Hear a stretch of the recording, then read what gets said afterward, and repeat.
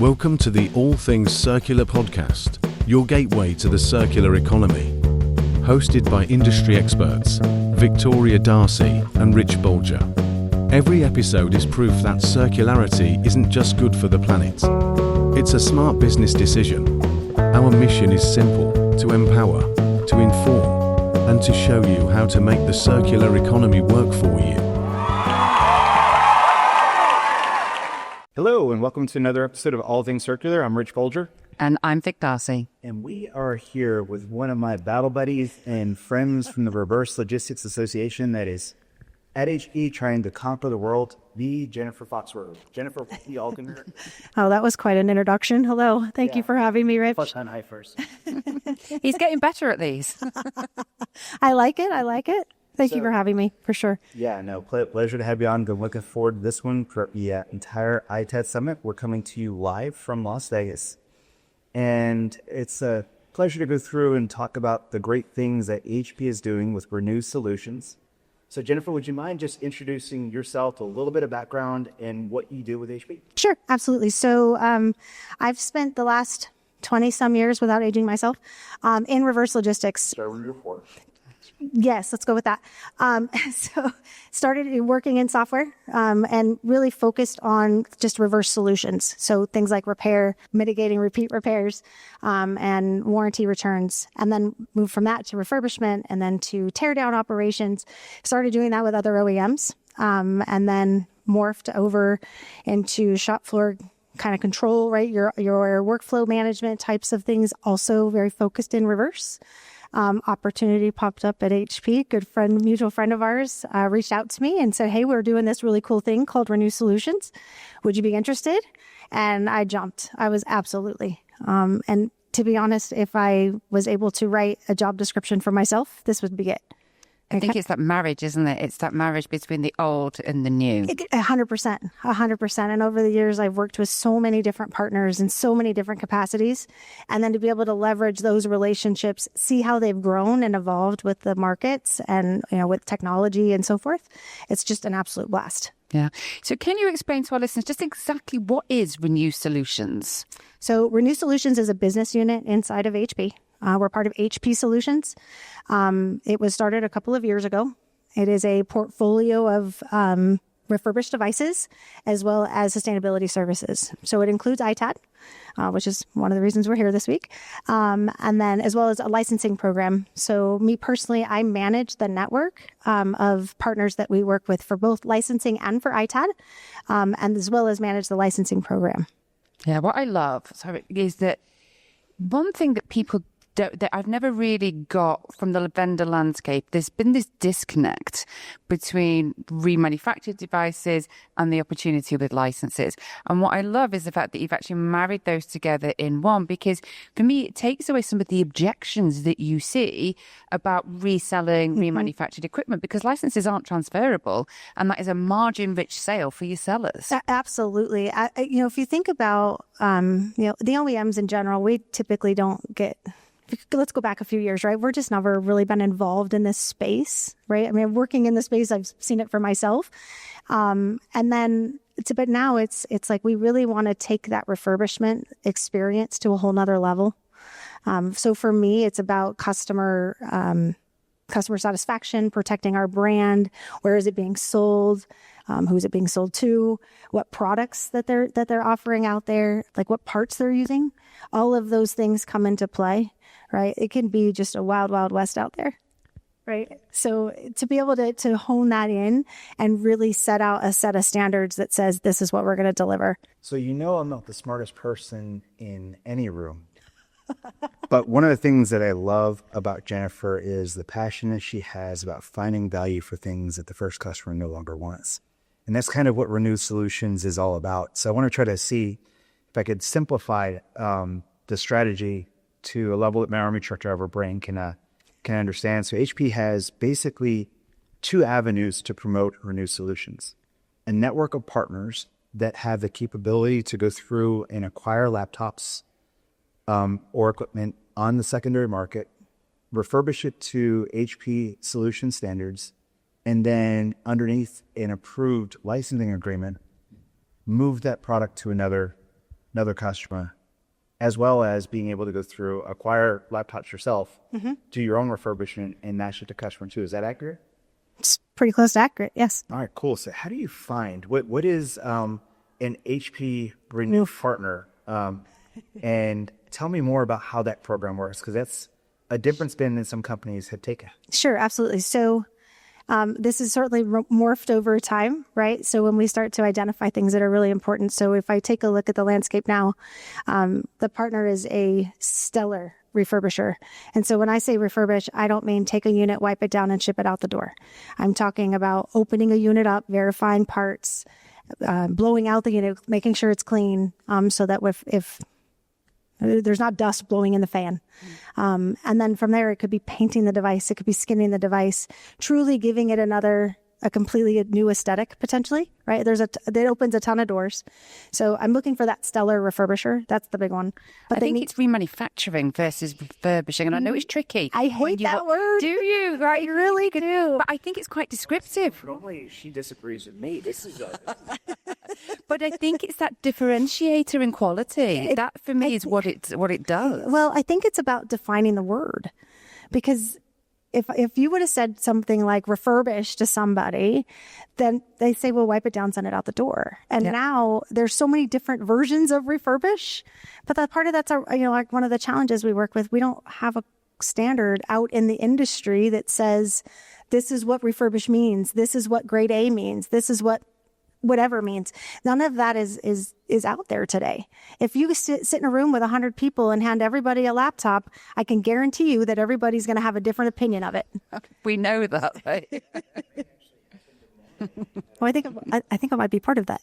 You might be. But you see, I think what's changing this is the fact that you've brought out Renew Solutions, because what that does is that's going to give a certificate of authenticity. It's going to give a stamp of quality. Yes. Because you're putting the HP brand behind these refurbished products. Well, and I think in addition to just standing behind it, we're also warranting the product. So we're providing a warranty on a device that we didn't sell. So it's a completely different approach to this market. Yeah. That's not what we see, right? So I think that's just a huge differentiator for us. Let's go through and pull into a little bit more some definitions, because you're right. One of the things that we found was when you go from company to company, there's really no training on reverse logistics that exists within any corporation. And there's only one college on the planet, the American Public University Systems, that I found has a 4-year and a master's degree program specifically in reverse. Not just a course that has a chapter or two on what reverse is, but we've all lived in this environment for long enough to know that it's very tricky. So it's 2 elements of same unit value improvement is repair, meaning taking something that's not functioning or functioning correctly and fixing the thing to improve functionality. And then refurbishment, making something look better.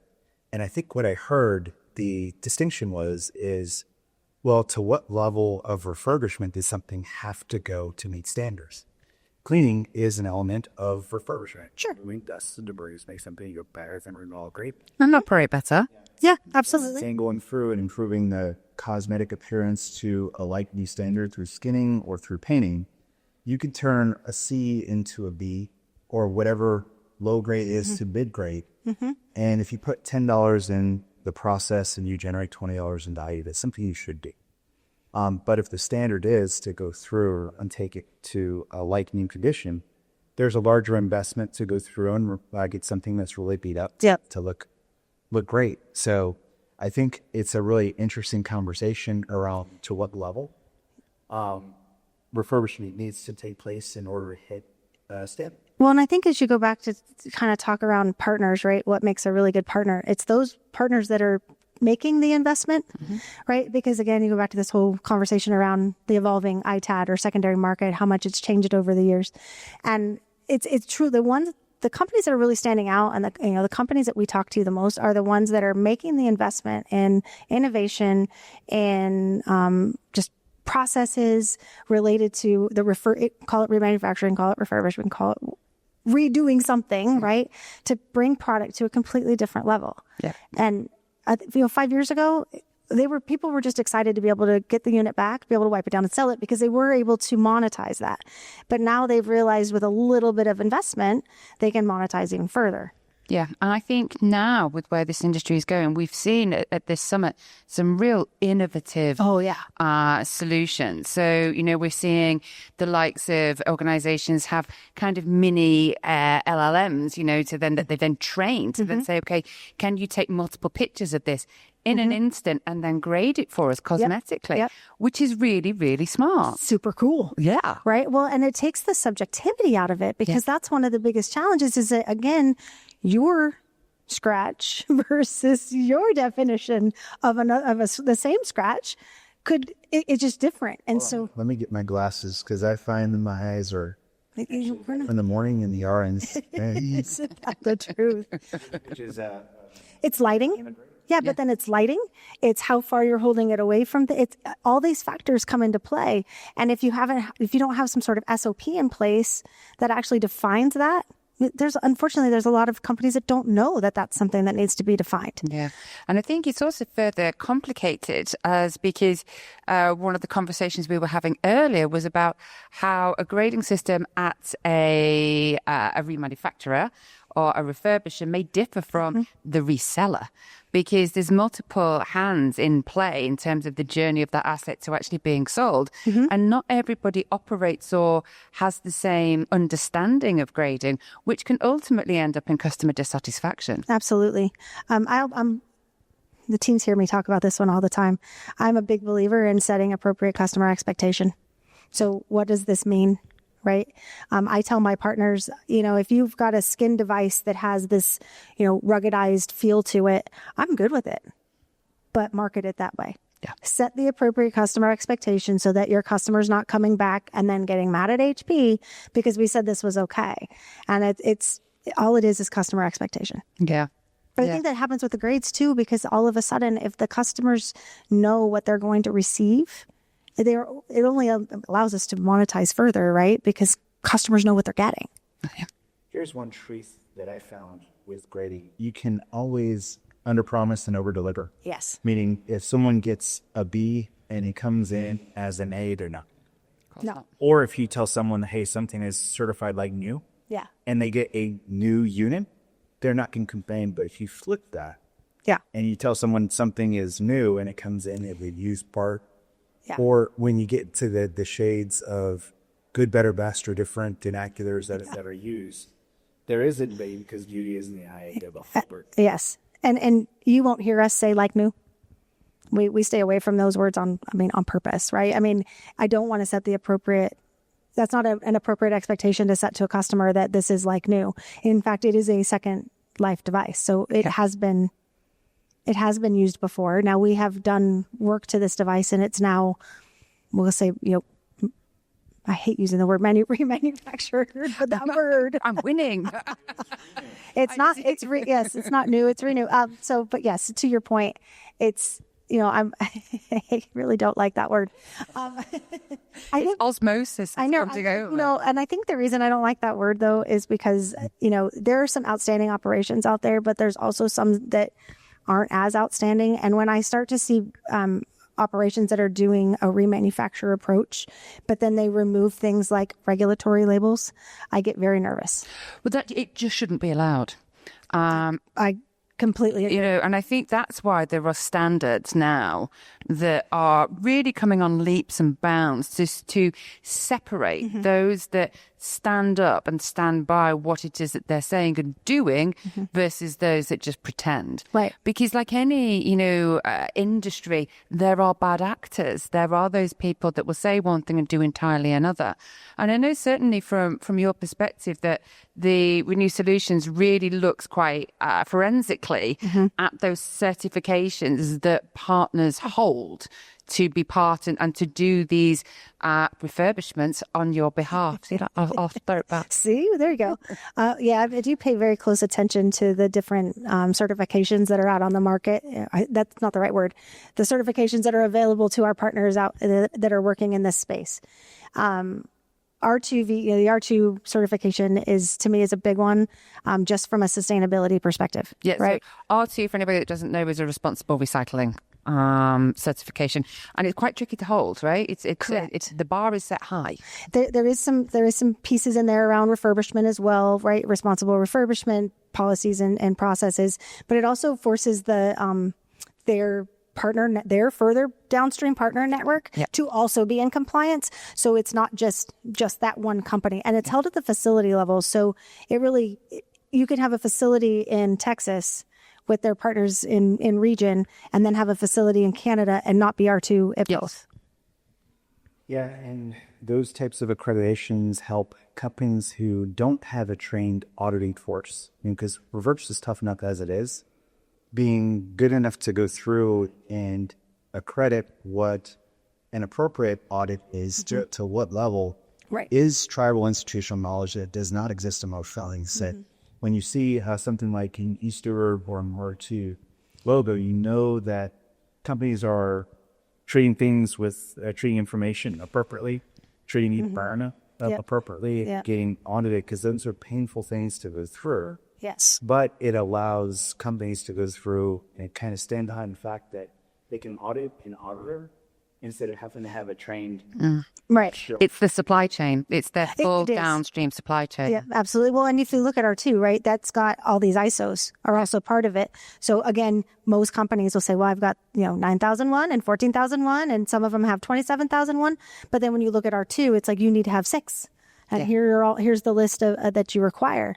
There, and I know we haven't dove into it yet, but there's a perfect marriage for me to R2, and that's the ADISA standard. Yes. And I specifically, and you and I talked a little bit, before we started this conversation, that I really like their ITAD Essentials certification, because it's everything about being a really good ITAD. Yeah. Well, it starts, so ADISA is run by a guy called Steve Mellings, who's such a wonderful chap. Anyway, he really is fantastic. And he's ex-GCHQ, which is British Security Services. Okay. What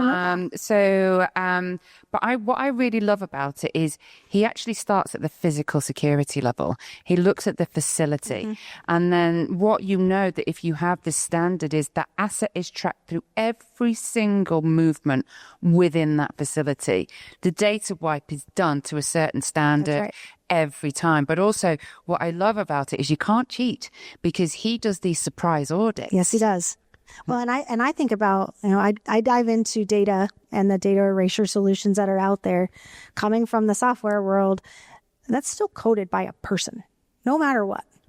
So not having a drive erase solution truly audited and validated by an objective third party that has the right background to do so makes that software not one that I would want to have in my facility. Yeah. Right. And so using ADISA also has a certification specifically for product as well. But it's about the forensics. It's actually diving in and saying, does that software really do what it says it's going to do?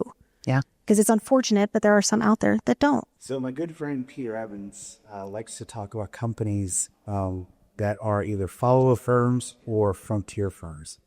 And a follow firm is one that will go through and watch what is happening and then eventually come along.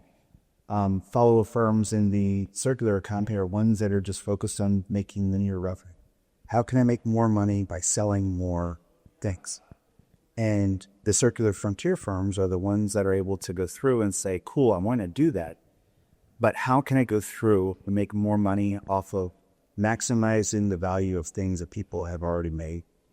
And from my experience, distributors of things are a lot more likely to go into the frontier firm category for manufacturers of things, because they fear cannibalization and other types of things, brand protection.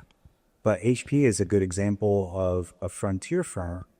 Clearly with the radio remit and the strategy that you're honing, can you help our listeners understand how did HP come to that decision that they want to wait for things to happen to them? They wanted to really go through and be involved. Because last year, HP was on stage talking about what they were doing, how they were doing it. It's really inspirational to watch.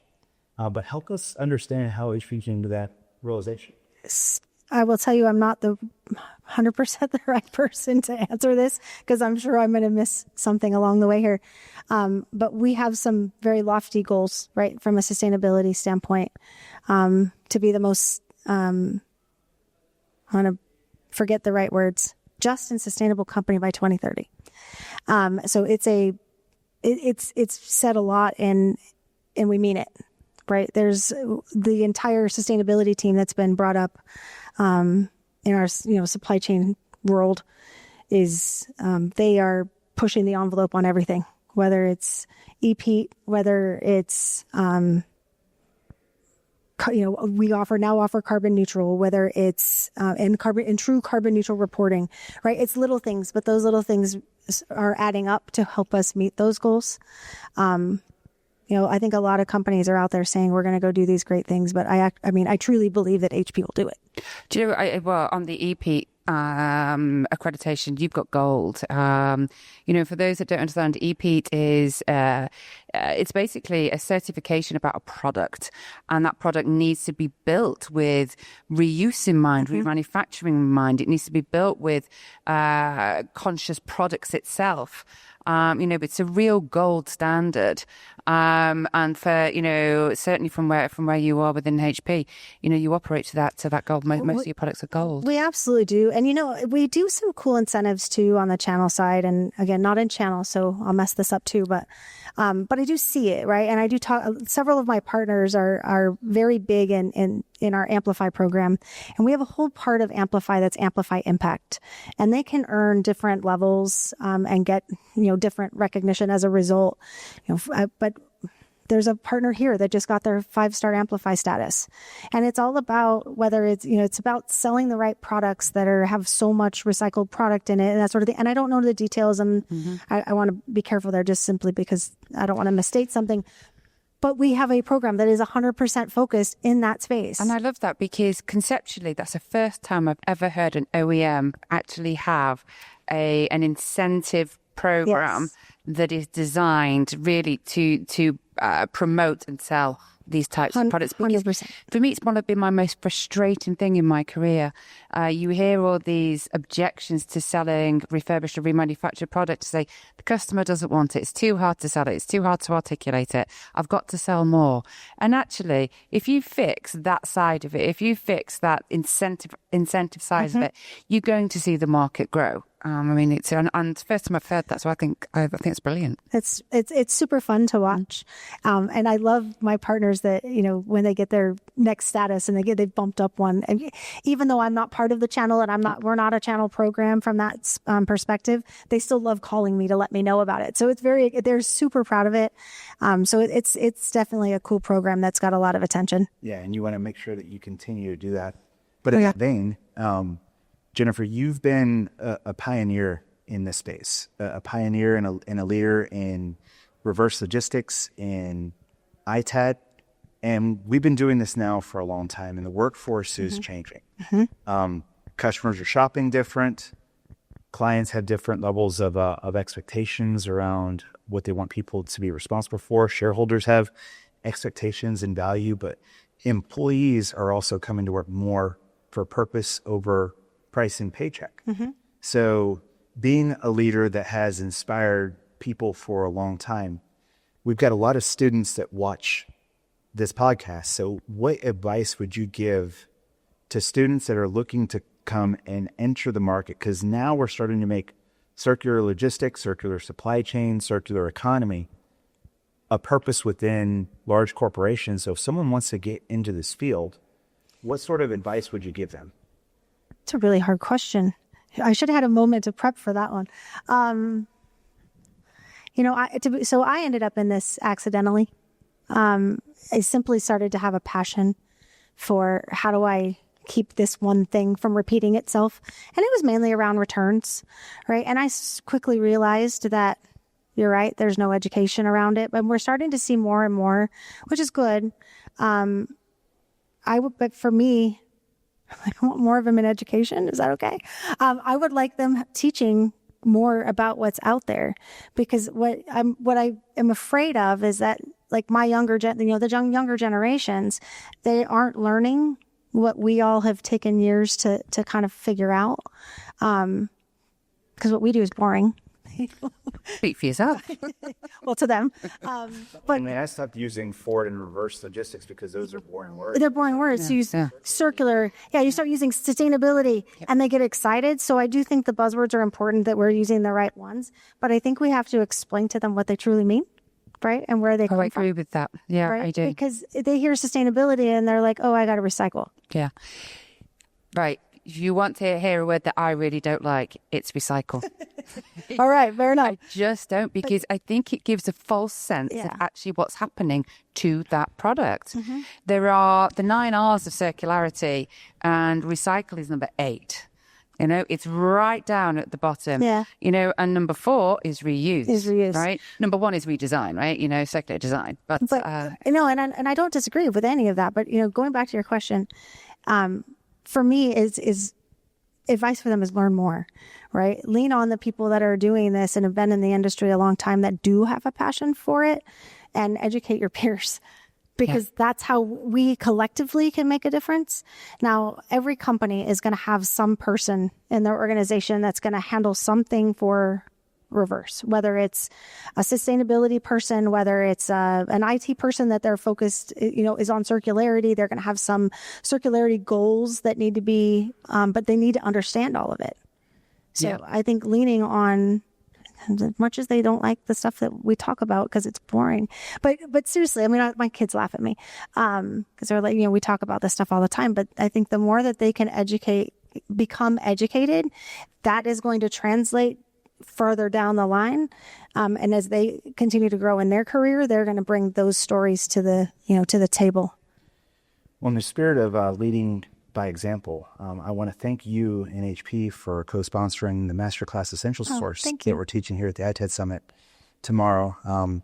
So in trying to go through and provide education, what was one of the reasons why you decided to step up at another summit and be a part of a class like? Well, my favorite part is the use case, right? And I, you know, we spent quite a bit of time kind of talking about what is the best way to get involved in this, and it's really around, I'm doing it every day, and to show all these examples but actually show how we're doing it. So taking the example that you're teaching and then saying, but no, this is really what we're doing, and being able to prove that, and share that story, because it is cool. Yeah, many companies go through, when they identify a best practice, they try to go through and hold it in and try to go through and then make sure that no one else knows what they're doing. But in the spirit of going through and trying to make the world a better place, leading from the front, being a thought leader, going through and being an example of concepts that we're talking about, moving product from one owner to the next through circular sales program, circular six, and being willing to go through and say, here is the concept. And here is how it's going to be done in real life.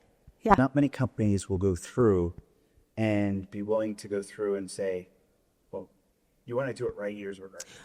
And I think you've kind of nailed it, right? Is that describing or teaching a concept is one thing, but then actually proving that concept is real and that concept actually turns into something valuable, depending, right? Defining value in that case can be different, but it also gives us an opportunity to even do just that, right? Is to find the value in the process that we've created and implemented. But it also shows the innovation that's taking place in this space. And people always think, you know, when we talk about this, they think, well, you're doing reverse logistics. It's not, why would you be innovative? It's old. It's like, but it's not, because it's actually, all of this is new. It's an old problem. These are the new solutions, right? 100%. 100%. Yeah. So, I mean, we've spoken quite a lot. I mean, I think all of us have been in the industry for a while. And one thing we'd like to ask all of our guests is, you know, to come in and say, what's a myth that you hear all the time, or something that is a bugbear that you just think that's just not right? And would you bust a myth for us? And if you want to know what bugbear is, I started to learn how to speak British. Do you have a dictionary? You need one. It's going to be in the next installment of the book. We got to update the glossary of terms. That's fantastic. So I kind of have two, but one is that this thought that refurbished products cannibalize sales of new, We as at HP, we do it today. We go in with a blend of new product as alongside refurbished, and even add ITAD services on top of it or other sustainability services. It's an entire portfolio. But taking that approach, we actually could increase sales. We're increasing first life sales. We'll get that here first. We're not cannibalizing first life sales. There's been actually studies about it. I wish I could cite one right now, but I know there have been some studies out there that have truly proven that we're not cannibalizing sales. The other one that I hear a lot too is that people don't actually realize how long this industry has been around. They're like, oh, this is new. This is new. People have not done this forever. And we all know it's been out there forever, but those new individuals just now coming into this space are just now realizing just how long it's been around, because there are companies that are 20 some years old that have been doing this for a long, long time, and they're really good at it. So it's interesting to watch people realize that it's been around for a while. Well, I want to end this podcast as we began it, hyping up Jennifer Foxworthy and the great things that We Need Solutions are doing. Thank you so much for being an inspiration. Thank you so much for driving change, for participating in the RLA at the ITED Summit through education. And the masterclass tomorrow. And the masterclass tomorrow. So I hope you had a wonderful rest of the show. Thank you. Looking forward to spending the time again tomorrow. So thank you very much for joining another episode of All Things Circular. I'm Rich Bulger. I'm Vic Darcy. And we will see you on the next episode. Thanks. Thanks for tuning in. Please head over to allthingscircular.com to learn more.